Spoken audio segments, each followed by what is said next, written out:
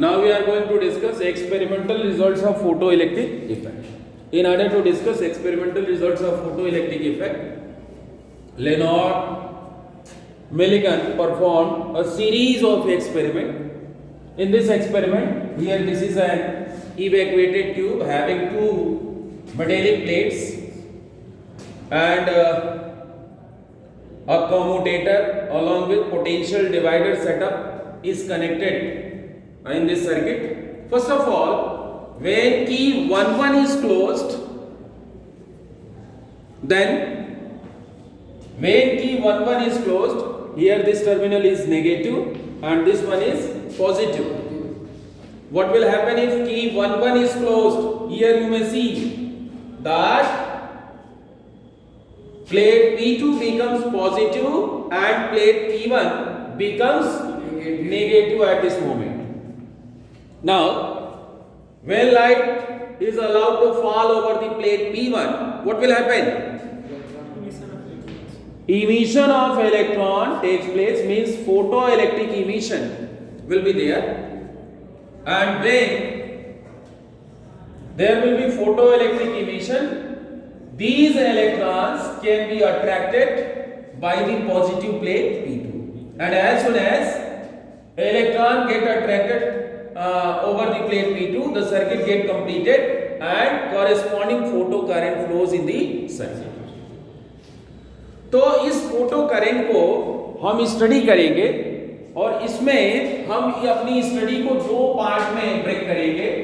पहला है dependence of photo current upon intensity of light. पहले हम इंटेंसिटी को वेरी करके फोटो करंट को ऑब्जर्व करेंगे. इंटेंसिटी का वेरिएशन हम देखते हैं. यहां हम क्या कर रहे हैं, we are plotting a graph between photo current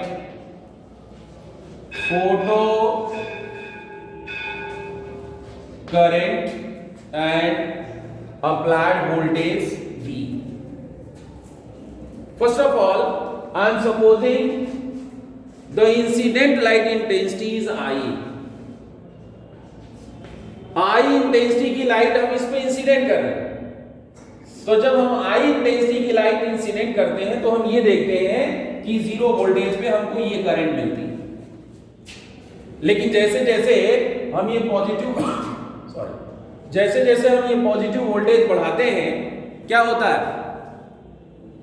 जैसे जैसे हम पॉजिटिव वोल्टेज बढ़ाते हैं, जो नंबर ऑफ इलेक्ट्रॉन्स हैं जो प्लेट P2 पे पहुंच रहे हैं उनका नंबर बढ़ता है और एक समय ऐसा आता है कि जितने इलेक्ट्रॉन यहां से इमिट हो रहे हैं सारे के सारे इलेक्ट्रॉन्स वहां पहुंचना शुरू कर देते हैं.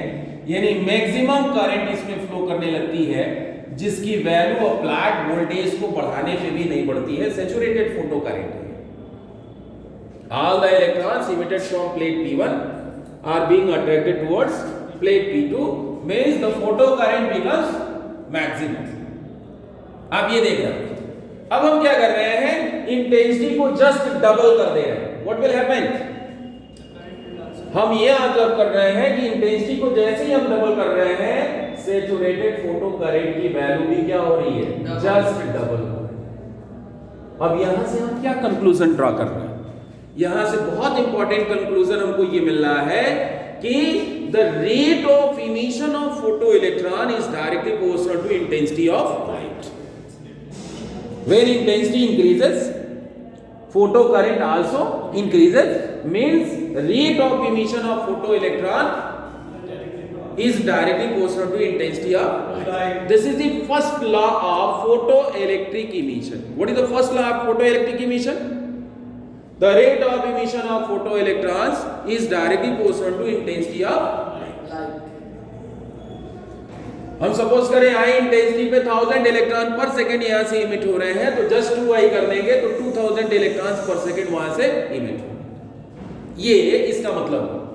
अब हम क्या कर रहे हैं, ये जो पोलैरिटी है कम्यूटेटर के थ्रू हम चेंज कर दे रहे हैं. 2 की जो है क्लोज कर दे रहे हैं. नाउ व्हाट विल हैपन, आप देखें 2 की क्लोज करने पे plate P2 becomes negative while plate P1 becomes positive. आप देखिए ये टर्मिनल जो है पॉजिटिव हो जाएगा, और जैसे ही हम ऐसा करते हैं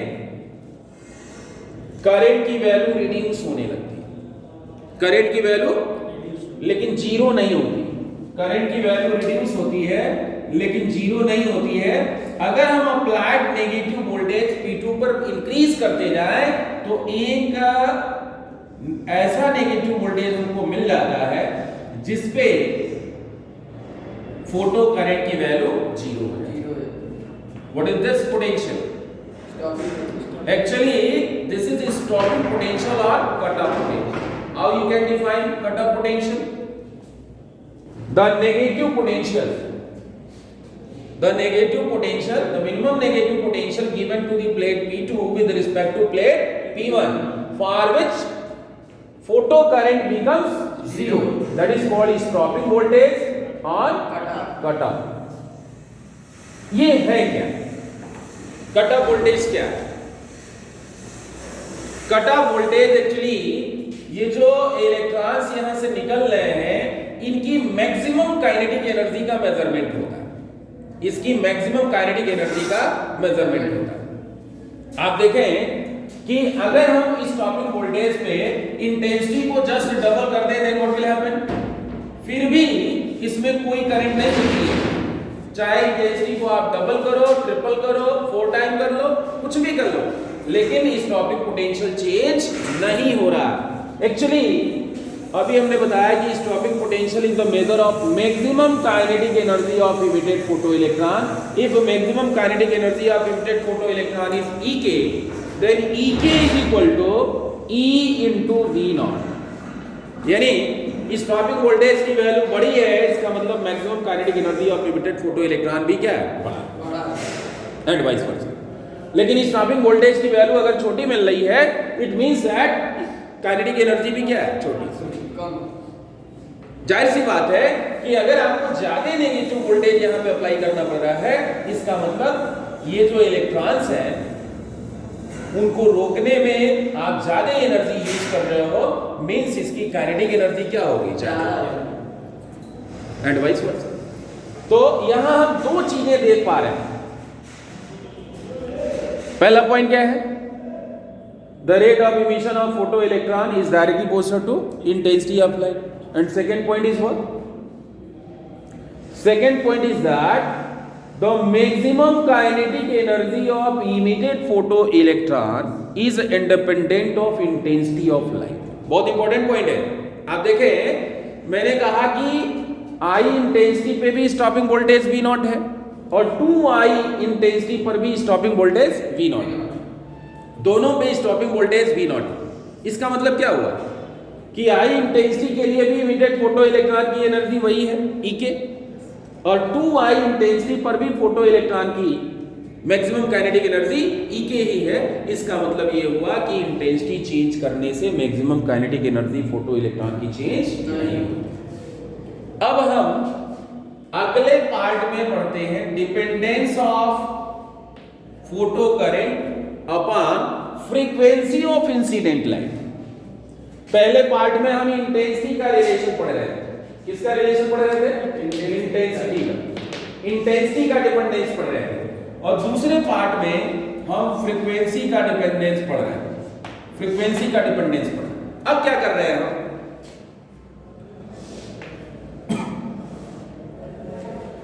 हम ये कर रहे हैं कि हम इंटेंसिटी को फिक्स कर ले रहे हैं। आई इंटेंसिटी कर ले रहे हैं। आई इंटेंसिटी की लाइट इंसिडेंट कर, यानी इंटेंसिटी हम चेंज नहीं करने वाले। इंटेंसिटी हम चेंज नहीं करने वाले और फ्रीक्वेंसी हमने ν1 रखा। हमने देखा कि ν1 फ्रीक्वेंसी पे जो स्टॉपिंग वोल्टेज था V01, इसी स्टॉपिंग वोल्टेज पे हमने फ्रीक्वेंसी चेंज करके ν2 कर दिया, फ्रीक्वेंसी बढ़ा दी। मींस यदि हमने पहले रेड कलर की लाइट यूज कर ली थी तो अभी हम क्या कर रहे हैं? ग्रीन कलर की लाइट यूज कर। फ्रीक्वेंसी बढ़ी। जब फ्रीक्वेंसी बढ़ी तो हमको फोटो करंट मिलने लगा। फोटो करंट की वैल्यू इसी वोल्टेज पे हमें फोटो करंट मिलने लगा। लेकिन इसको रिड्यूस करने के लिए फिर से हमने इस टॉपिक ये वोल्टेज जो है बढ़ाया, यानी इसके लिए पहले ये स्टॉपिंग वोल्टेज था, अभी स्टॉपिंग वोल्टेज की वैल्यू क्या हुई, बढ़ गई -V0। इस पे हमने फ्रीक्वेंसी फिर से बढ़ा दिया, ν3 कर दिया। सपोज कर लो ब्लू कलर की लाइट हम यूज करने लगे, तो हमने देखा कि स्टॉपिंग वोल्टेज की वैल्यू क्या हो गई, और बढ़ गई V03। यहां हम देख रहे हैं कि ν3 मोर देन ν2 मोर देन ν1, और इस सेंस में स्टॉपिंग वोल्टेज की वैल्यू जो है कंटिन्यूअसली क्या हो रही है, बढ़ रही है। It means that the maximum kinetic energy of emitted photoelectron increases with increase in frequency of incident light. आप इंटेंसिटी कांस्टेंट कर लो, लेकिन जैसे जैसे फ्रीक्वेंसी आप बढ़ा रहे हो, ये जो इलेक्ट्रॉन्स निकल रहे हैं, नंबर ऑफ इलेक्ट्रॉन चेंज नहीं होगा, लेकिन जो इलेक्ट्रॉन्स निकल रहे हैं उनकी जो काइनेटिक एनर्जी है, वो काइनेटिक एनर्जी कंटिन्यूअसली क्या हो रहा है, वो काइनेटिक एनर्जी बढ़ रही है। Means we can say that the maximum kinetic energy of emitted photoelectron increases with increase in frequency of incident light. Maximum kinetic energy जो है वो फ्रीक्वेंसी बढ़ाने पे बढ़ती है। अब जरा हम एक ग्राफ खींचें, maximum kinetic energy of emitted photoelectron, maximum kinetic energy of emitted photoelectron and frequency, इन दोनों के बीच में हम एक ग्राफ प्लॉट करते हैं। तो जब हम ग्राफ प्लॉट कर रहे हैं, maximum kinetic energy of emitted photoelectron और फ्रीक्वेंसी के बीच में हम ग्राफ खींच रहे हैं, तो हमें एक स्ट्रेट लाइन मिलती है, cutting the frequency axis at ν0। और जब हम इसको और आगे बढ़ाते हैं तो ये एनर्जी एक्सिस को यहां कट करती है। हम ये सपोज कर ले रहे हैं दिस पार्ट इज -V। आप क्या देख रहे हो, this is very important point. हम ये देख रहे हैं कि below this frequency, below the frequency there will be no emission of photoelectron. इस फ्रीक्वेंसी के नीचे किसी भी इलेक्ट्रॉन का इमिशन नहीं होगा। इसका मतलब लाइट इंटेंसिटी चाहे कुछ भी हो, लाइट की फ्रीक्वेंसी की एक डेफिनिट वैल्यू होती है जिसके नीचे, इसके नीचे किसी भी इलेक्ट्रॉन का इमिशन नहीं होगा। यानी फोटो इलेक्ट्रॉन्स की इमिशन के लिए जरूरी है कि the frequency of incident light should be more than threshold frequency. This frequency is called threshold. The frequency of incident light below which there is no emission of photoelectron is called threshold frequency. Means above this frequency there will be emission of photoelectron, but below this frequency there will be no emission of photoelectrons. ये straight line है, y is equal to mx plus c के form में है, इसलिए हम एक equation बना सकते हैं ek is equal to y, in place of y we have ek is equal to mx plus c। m की जगह, स्लोप की जगह हमने ये लिख लिया, x जो है न्यू है और c इंटरसेप्ट -b, ये इक्वेशन हम लिख सकते हैं। एक्चुअली हमने क्या किया, हमने अलग अलग मेटल्स चेंज किए। ये जो प्लेट है उसके मेटल को, मटेरियल को हमने चेंज किया। अलग अलग मेटल्स के लिए जब ग्राफ प्लॉट किया तो हमने देखा क्या कि फॉर डिफरेंट मेटल्स, सपोज कर लीजिए मेटल ए है, for metal B, for metal C, सबके लिए ग्राफ जो है हमें स्ट्रेट लाइन मिला and parallel to each other. यानी ये जो स्लोप था ये सबके लिए क्या था, सेम। यानी ए क्या है, यूनिवर्सल कांस्टेंट है। एक्चुअली ये प्लैंक कांस्टेंट है। क्या है, आगे हम इस पे डिस्कशन करेंगे। मैक्स प्लैंक क्वांटम हाइपोथेसिस जब पढ़ाया जाएगा तो उसमें इसके बारे में बताया जाएगा। लेकिन सबके इंटरसेप्ट्स अलग है, सबके इंटरसेप्ट्स अलग। अब हम एक बात तो ये जानते हैं कि थ्रेशोल्ड फ्रीक्वेंसी अगर हम प्लेस कर दें, if nu is equal to nu not, nu not is what, threshold frequency, the frequency below which there is no emission of photo electron is called threshold frequency. Means the frequency below which there is no emission of photo electron is called threshold frequency. अगर nu की value nu not कर देते हैं तो E k is equal to क्या हो जाएगा, बोलो, 0. If nu is equal to nu not E k becomes 0. और ये प्लेस करेंगे तो ये हो जाएगा 0 is equal to A nu not. Nu is equal to nu not. E k की वैल्यू हमने 0 रख दी, minus B. It means that B is equal to A nu. B की वैल्यू क्या मिल गई, A न्यू. अगर न्यू नॉट थ्रेशोल्ड फ्रीक्वेंसी है यानी मिनिमम फ्रीक्वेंसी है जिसके नीचे इमिशन नहीं होगा, जिसके ऊपर इमिशन होगा, तो B क्या होगा, actually B work function. The minimum amount of energy, light energy required for ejecting electron from the metallic surface is called its work function. वह मिनिमम एनर्जी जिससे कि मेटेलिक सरफेस से इलेक्ट्रॉन स्केप हो सके, emit हो सके, eject हो सके, उसे हम वर्क फंक्शन कहेंगे. और यह वर्क फंक्शन अलग अलग मटेरियल्स के लिए क्या होगा, अलग अलग. It will have different value for different metals. अब इसको अगर हम इसमें प्लेस कर देते हैं तो ये इक्वेशन मिल जाएगा, E k is equal to A nu minus A nu not. ये हो जाएगा A nu minus nu not. Actual में A जो है प्लैंक कांस्टेंट है, आगे हम पढ़ाएंगे, यानी ये हो जाएगा formula E k is equal to H nu minus nu not. ये आगे हम बताएंगे इसको. This is Einstein photoelectric equation. इसको E k is equal to क्या होता है, E v नॉट होता है. तो यह भी रिलेशन हम लिख सकते हैं, न्यू माइनस ऐसे लिख सकते हैं, यानी हम स्टॉपिंग वोल्टेज भी इससे फाइंड आउट कर सकते हैं. ठीक है, थैंक्स.